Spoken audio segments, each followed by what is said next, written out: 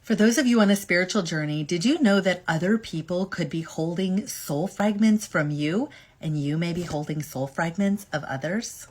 My name is Tracy, and I do a type of hypnosis where I speak to my clients' higher selves after we look at a past life and after we look at what they do in between lives.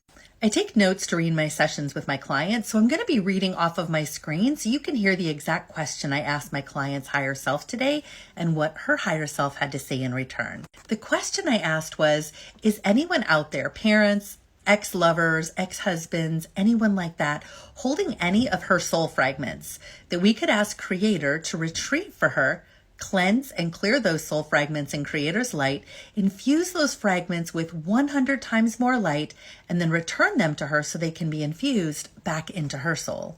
Her higher self said, yes, this will take many works of bathing in the light to keep the connections from returning.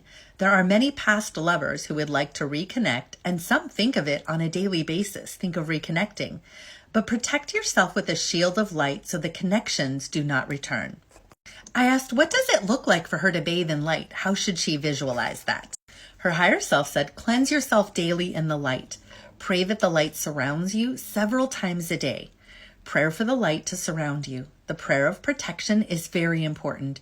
It should be said on a daily basis, several times a day.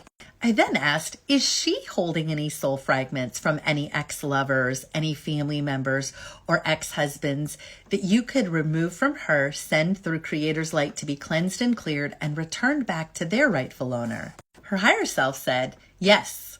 And there are many cords being clipped in a circular motion around her body. Once a lesson is learned, one should detach from the experience. Release things that are no longer for your highest good.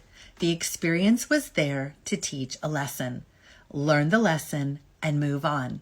One should get a piece of paper and list all of the names that are no longer useful in the life.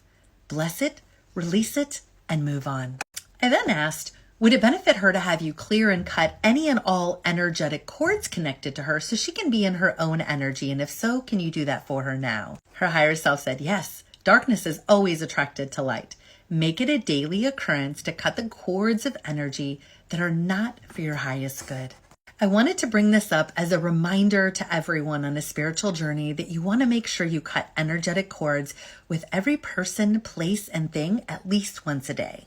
And also to ask your higher self for any and all of your soul fragments that may be out there to be cleansed and cleared in Creator's light and returned to you so they can be integrated back into your soul, and that any fragments of anyone else that you may be holding be returned to them.